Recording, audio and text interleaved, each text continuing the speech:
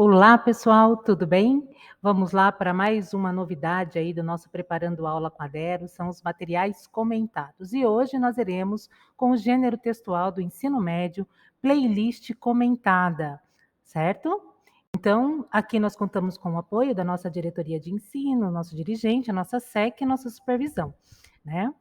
Então, dando continuidade aqui, pessoal, qual é o gênero da primeira série contemplada na plataforma paulista, redação paulista, desculpem, playlist comentada. Então, surgem aí alguns desafios em relação à produção desse gênero novo, né? Num formato digital aí do século XXI, ok? Então, para isso, pessoal, algo que é super legal, que um professor, assim, um docente, é interessante ele ter em vista, os aspectos do gênero. Então, toda vez que o aluno for produzir, ali na própria aula, né, fala sobre a playlist, tem sugestões ali. Então, quando o estudante for produzir, é interessante que a gente contextualize essa produção. Por isso, pessoal, nós organizamos aqui, ó, você, como adolescente ligado nas mais ouvidas do seu bairro, tem a chance de demonstrar seu conhecimento musical e criar uma playlist com aquelas músicas viciantes que você não consegue parar de ouvir, para você postar no seu podcast ou o canal do YouTube. Então, pessoal, o que vocês conseguem verificar aqui? A gente tem um contexto de produção. Esse contexto de produção ele está totalmente ligado ao estilo que o estudante vai optar por escrever. O estilo é o discurso que ele utiliza nesse gênero textual, tá, pessoal? Então, por isso, o contexto é extremamente importante porque ele está ligado ao estilo. Tá? É onde o discurso que o estudante for utilizar vai conferir a verossimilhança ao texto, né? Essa tabelinha ela serve como um fenômeno para você se organizar aí, né? Em relação ao conteúdo temático, quais são os tipos de músicas que serão selecionadas, essa playlist, né? Ela, a partir dessas músicas selecionadas, dessa temática, será feita a curadoria.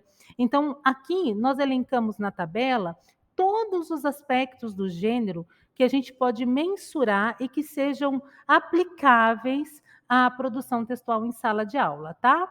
Então, a estrutura composicional é a parte concreta. O contexto de produção é abstrato, o conteúdo temático é abstrato, o conteúdo temático ele faz parte do planejamento mesmo, né? Tudo isso faz, mas eu digo assim, no campo abstrato. A estrutura composicional, não, ela é concreta. É onde o estudante vai pôr a mão na massa da produção textual. E aí vem a dúvida, como que eu escrevo? Por onde eu começo? Então, o intuito aqui foi auxiliar vocês nesses pontinhos que geralmente causam dúvidas aí. E a esfera de circulação, como eu falei para vocês, né, as tecnologias digitais de informação e comunicação chegaram com tudo. As TDICs, né, que a gente chama, ou TDIC, o Sinho aí é por conta da variedade que nós temos, a questão de podcasts, blogs, vídeos, canais, perfis e tudo mais, que demanda um novo tipo de comunicação, um novo tipo do uso da língua, ok? Então, pessoal, olha que legal. Aí, a partir disso, eu sugeri aqui, é uma sugestão, tá? Vocês fiquem à vontade da estrutura, que é a nossa parte concreta, que é onde a gente chega na sala de aula, assim, que a gente verifica uma dificuldade maior, que o estudante fala, olha, por onde eu começo, onde que eu faço e tudo mais. Então, aqui, pessoal, vocês vão ver o projeto de texto, o esqueleto textual, tá?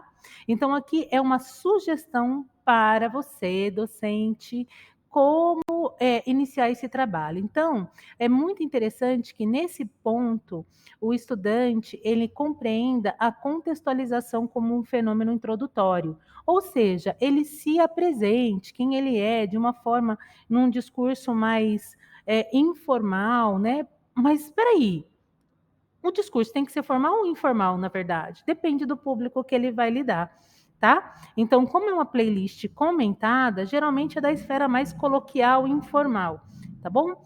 O informal, ele segue a norma culta. Por exemplo, quando a gente fala, né? Então, eu tenho a concordância na terceira pessoa. É a norma culta, tá? Só que é da esfera informal, ao invés de nós falarmos, né? Que é o que preconiza a norma padrão. Então, aí, nesta elaboração, ele se apresenta.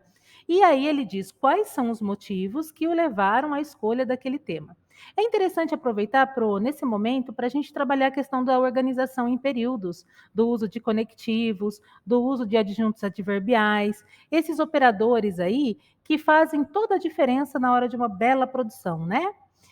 Já no desenvolvimento, que a gente vai contar como nossa segunda parte, ela não é exatamente um segundo parágrafo, porque se você eu sugiro, praticar a topicalização, eu acho mais legal, né. Então é interessante aí que lá nas músicas que vocês coloquem, né, fiquem ligadinhas lá, que os estudantes optem, fiquem, as características assim, por exemplo, tópico um, a música um, né, o gênero desta música, quem é o cantor, o comentário autoral sobre o porquê que ele escolheu esta música para esse tema.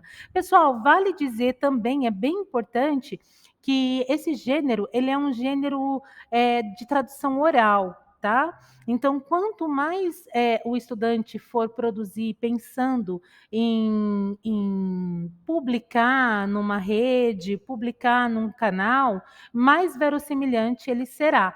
Aqui eu sugeri uma lista com 5 músicas dentro de uma determinada temática, onde o estudante ele vai poder justificar o porquê dele ter escolhido, o que essas músicas o fazem lembrar. Então, é bem autoral mesmo. É do campo argumentativo? Sim, porque ele até confere, fica no viés descritivo e argumentativo, viu, pessoal? Porque eu vou descrever a música, eu posso colocar informações da composição, mas eu posso colocar também alguns pontos, algumas opiniões acerca desse hit do momento, ok? Então, aí, se ele optar por pode fazer este parágrafo, essa parte em prosa, como também ele pode optar pela topicalização, que eu acho que é bem mais legal para ele, tá?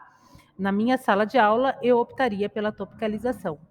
Por fim, a gente tem o encerramento desse texto. Então, o encerramento dele, pessoal, qual que é a sugestão que eu dou, para que ele possa finalizar de uma forma bem autoral, uma forma bem verossimilhante mesmo, conferindo verdade ao seu texto, sugerindo outras playlists, ou dizendo que nas próximas semanas ou nas próximas edições ele vai falar um pouquinho mais sobre essa ou outras temáticas. Quanto mais o texto ele for assim característico da oralidade e ele mantiver o aspecto da produção do século XXI, né, da tecnologia de comunicação, voltada para socialização, né, dos gostos musicais. Por quê, pessoal? Nós temos plataformas aí novas, né, de músicas, onde os estudantes e nós mesmos ouvimos playlists, né, e muitas vezes buscamos os comentários acerca dessas playlists para saber se elas vão ao encontro do momento que nós queremos ouvi-las, tá bom? Então, sempre lembrar que varia a sugestão do vídeo da linguagem conforme o leitor a que se destina o texto, o ouvinte, tá? Esse texto é mais para ser ouvido, então ele deve ser planejado preconizando a modalidade oral. E continuando, pessoal, aqui, algo bem legal é a sugestão de um dispositivo aí que nós fizemos aqui, para que o professor possa aplicar em sala de aula, né? É uma versão que ela é editável, ela também pode ser impressa e você pode usar com os seus estudantes. Ali está separado, é um esqueleto, né? Um rascunho, onde ele vai produzir e planejar o seu texto, playlist comentada. Então, cada um dos espaços aí, dos retângulos, das formas aí, estão contendo as partes que compõem a estrutura do gênero e, ao lado, as informações que nós propusemos aqui nos slides para vocês, estão disponibilizadas para o estudante também retomar aí as informações. Então, aí a gente tem uma forma bem legal de trabalho, né? Que será disponibilizada para vocês também. Pessoal, ponto de atenção para nós aqui é a questão da acessibilidade. Então, caso você queira, como o arquivo é editável, transformar em letras maiúsculas, fazer o trabalho em grupos, agrupamentos produtivos, né? letras maiúsculas que eu digo caixa alta, fiquem à vontade, se vocês quiserem fazer marcações coloridas e tudo mais, fornecendo esse acesso para os nossos estudantes.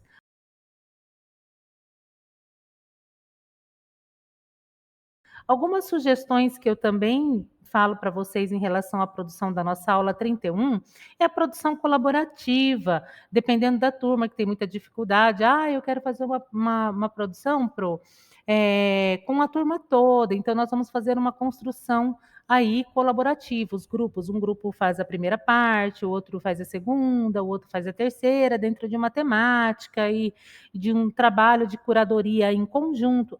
Não, nós vamos fazer uma produção coletiva, né? Aí nós temos uma diferença, né, da produção colaborativa. Então, aí todos juntos, organizadamente, constrói esse gênero textual.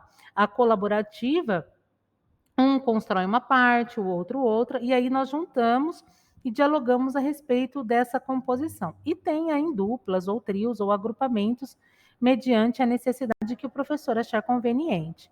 Outro ponto legal também como é um gênero, né, digital e nós vamos usar na plataforma Redação Paulista, é interessante que o laboratório seja agendado e que a gente tenha o apoio aí dos Proatecs e da gestão, pessoal. É muito importante isso.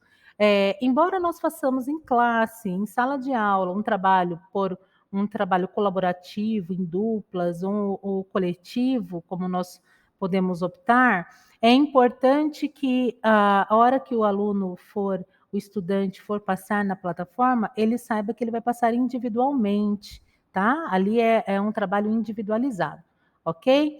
Então, ele vai com o rascunho dele, mesmo que seja da dupla, eu e meu colega fizemos em conjunto, a produção é a mesma, o professor já viu, nós vamos passar a mesma produção? Sim, se vocês fizerem em conjunto, se vocês fizeram a mesma produção de forma colaborativa ou de forma coletiva, vocês vão passar. É que lá na plataforma a postagem é individual, tá? Pessoal, maiores dúvidas, tá? Vocês podem acessar aí a live que foi feita no dia 17 de agosto sobre a redação paulista. E caso vocês tenham problemas ou dificuldades não pedagógicas, mas relacionadas aos recursos disponibilizados, vocês têm aqui também no nosso PPT os canais, tá, de comunicação que vão auxiliar aí vocês nesses quesitos, tá? Colocando as suas queixas, né, os problemas, fazendo com que haja também um filtro pela SEDUC para ela melhorar aí a qualidade das informações. Pessoal, é isso é rapidinho e eu queria agradecer cada um de vocês por estar aqui comigo, por acompanhar, e esse PPT ele só tem essa funcionalidade de auxiliar você na prática docente em sala de aula, tá bom? Então, essa é mais uma das dicas que eu passo. Nós teremos mais outros gêneros comentados, o que vai ser bem legal para as próximas semanas aí, auxiliando a gente na prática com dispositivos e tudo mais. Até mais, até o nosso próximo momento.